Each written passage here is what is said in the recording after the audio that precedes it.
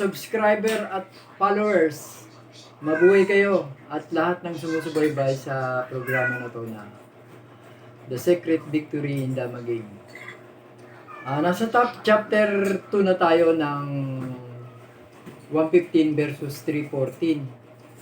Part 6. Ito na yon mga kadama. Part 6 na tayo.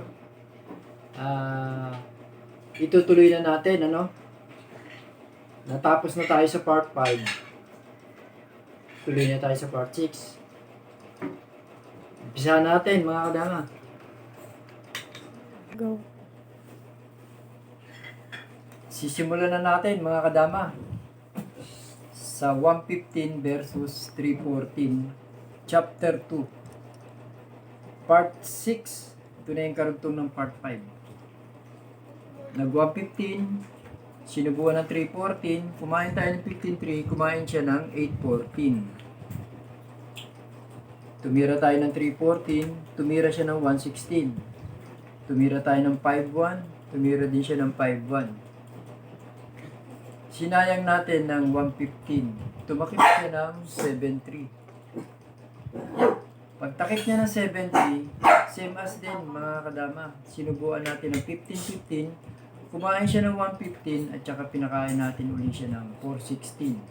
Kumain siya ng 14-4, kumain tayo ng 2-8. Kumain siya ng 16-2, kumain tayo ng 7-15. Kung matatandaan yung mga kadama, ito ang tinira niya sa part 8. Ay, sa part 5. Ngayon, ito naman ang itinira niya ngayon. 9-5. After na mag 9-5 ng itim, titira naman tayo ng 9-5 din. Nag 6-1 siya, nag 5-1 siya, nag 5-1 din tayo. Nag 11-7 siya. So, tinitignan niya kung malalansi niya tayo. Pag tinira natin yung 6-2, posible na tayo malansi. Kaya ta-timing muna tayo ng 8-3. Pag 8-3 natin, tumira siya ng 4-16. Bawal pa rin itira yung 6-2 na nakabitin pa rin yung lansi niya. Kaya dito mga kadama, ta-timing naman tayo ng 11-7. Diyan mga kadama, mapapansin nyo, siya naman ang pwede nating abangan sa mga lansi. Kapag tinira niya tong 16-13, maaga siyang matatalo. Titira lang tayo ng 7-2 mga kadama. Sabay magpapakain tayo ng 116. Kakain siya rito. Sabay magpapakain tayo ng 116. Kakain siya ng 414. Kakain tayo ng 711. So makatwid mga kadama, dama na tayo. Siya wala pa. Atras pa siya. Nakadama na tayo. Aabangan na lang natin siya. Diyan sa part na yan, lamang na tayo, meron pa tayong panalo. So, mali yung itira yung yung 313. Balik ko lang mga kadama.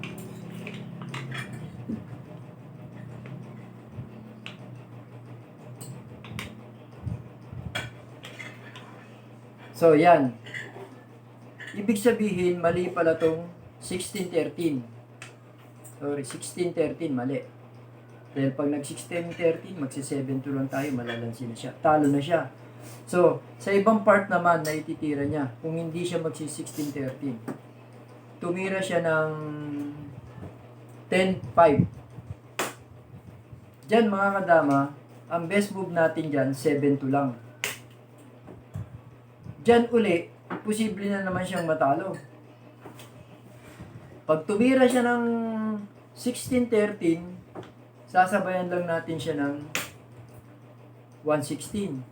Choices niya kung saan siya kakain. Kita nyo ha? Kung dito siya kumain, kakain tayo ng dalawa. At pagkakain natin dalawa, kakain din siya ng dalawa.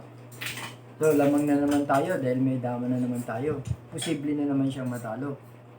Ngayon, so, mali rin itira uli ito ha. Babalik ko lang ha. Mali na namang itira kasi may lansi na naman tayo. Sa 10-5, itong itinira niya. Pag tira niya dyan, lalamang na naman tayo. posible na naman siyang matalo. Dito lang tayo kakain mga kadama. Oh. Di kakain siya ng dalawa. Kakain tayo dito. Kahit anong gawin niya, nakabiti na yung isa niya, posible na tayong dadama. Bago siya tumira dito, bago niya tayo, hindi naman pwedeng itira niya to. So, bawal lahat. Kaya dito mga kadama, isang subo lang natin ng 160, nandoon na tayo sa damahan. So, mali na naman yung itinira niya. Kaya ibabalik ko lang mga kadama. Ha?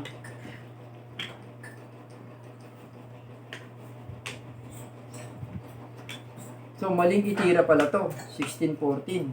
16-13, talo rin. 16-14, talo din. Ano ang best move ng ng itim? 215. Etong 10-5, so mali ito pala pagka tinira ko to. Ito na lang ang chance niya. Oh. Yan. Ito na lang ang posibleng ititira niya.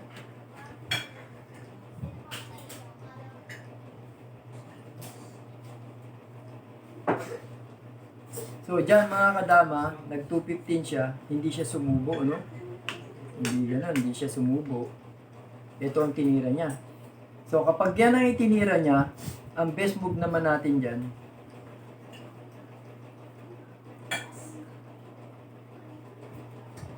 ibibigay natin to, mga kadama, oh.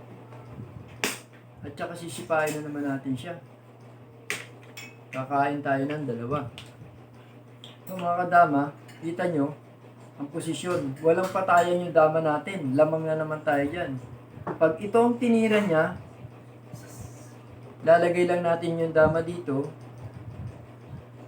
Kakain tayo, kakain siya, kakain tayo. Di patas na naman. Wala siyang dama. Malaking bagay na yun na may dama tayo.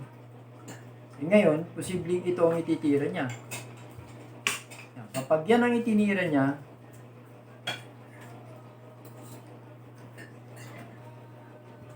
aalis lang tayo sa posisyon ng ano. Dito lang tayo pupunta mga kadama. So mga kadama, siya papunta pa lang sa damahan, tayo may dama na. Diyan sa posisyon na yan, hindi na tayo naghahanap ng tabla. Siya na naghahabol ng tabla because may panalo pa tayo. So ibabalik ko lang ha mga kadama ha.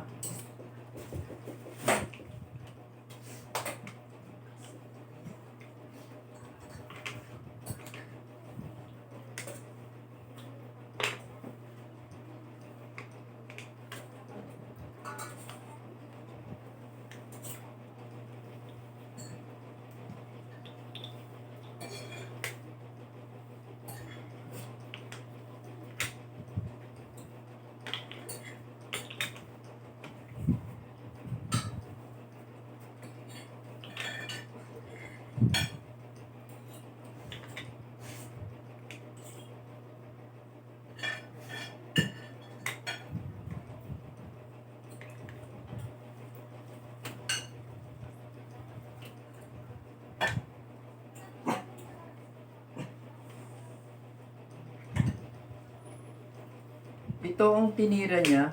So, ibibigay lang natin dito at saka sisipain natin siya. Lamang na naman tayo. So, bad move na naman to. Ito rin, bad move din to. Bad move din to. Ano na lang ang posibleng ititira niya? Ito na lang. No? 5-4. Kung nag 5-4 naman siya dyan, lalansihin na natin eh. So makatuwid mga kadama, ito na lang talaga ang tanging tira niya. Kasi kung hindi niya gaganituhin, susundutin na natin doon, dadama na tayo.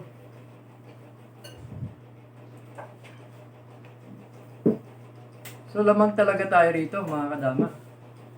Ano pa bang posibleng ititira niya? Ibig sabihin to error tong 10-5.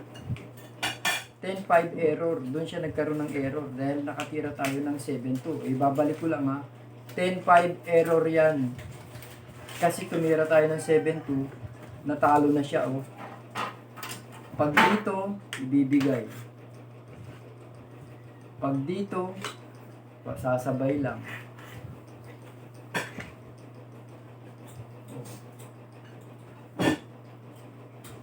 Kaya mga kadama, error talaga tong 10-5. Oh, pagpalagay na natin hindi 10-5 ang itinira, ibabalik ko lang itong 7-2.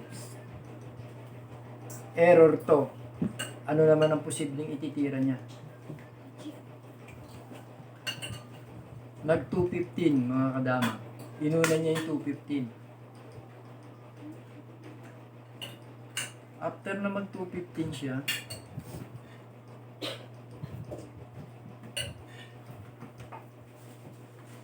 ganun pa rin, 7-2 pa rin tayo.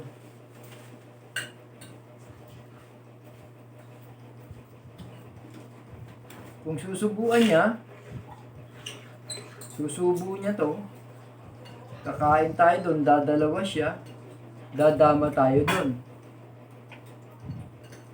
Lamang na naman tayo. Sisignan natin mga kadama, sinubo niya, kumain tayo. Kumain siyang dalawa, kumain din tayo ng 3. Ngayon, dadama siya. Ibibigay lang natin to, tsaka tayo dadama.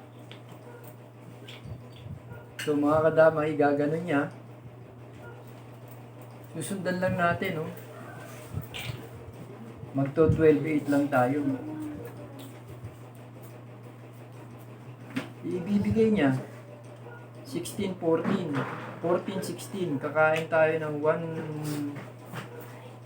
1-13. Kakain naman siya ng 11-1. Dito mga kadama, lamang na naman tayo kasi ang pitcha niya 3 kontra 4. Posible pa itong dumama itong isa natin. Ita-timing lang natin, no?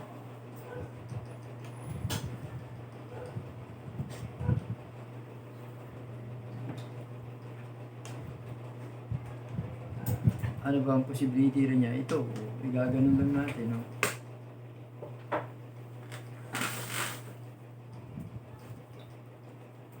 Kaya dyan sa part na yan, lamang na naman tayo. Babalik ko lang ha, mga kadama.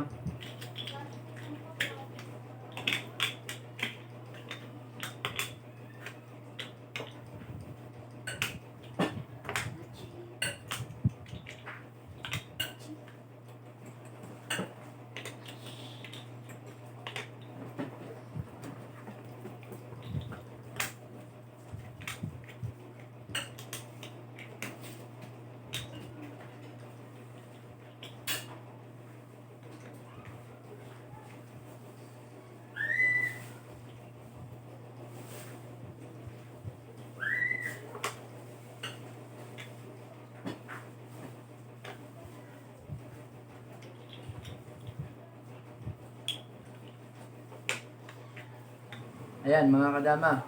Ha? Dinali ko lang sa posisyon. Ang tinira niya, ayan, hindi siya nag 10-5. Nag 250 naman siya. After niya mag 215, nag 7-2 tayo. Dinalawa niya tayo, nakita niya naman, lamang na naman tayo doon. Ngayon, kung hindi niya naman tayo dalawahin, ito naman ang itinira niya.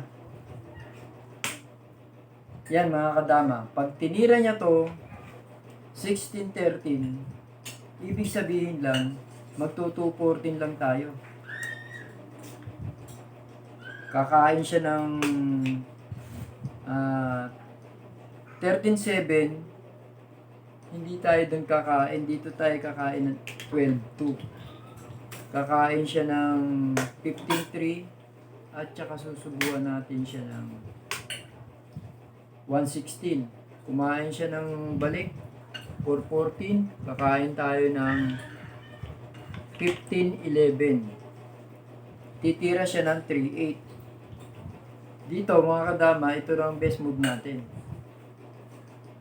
215.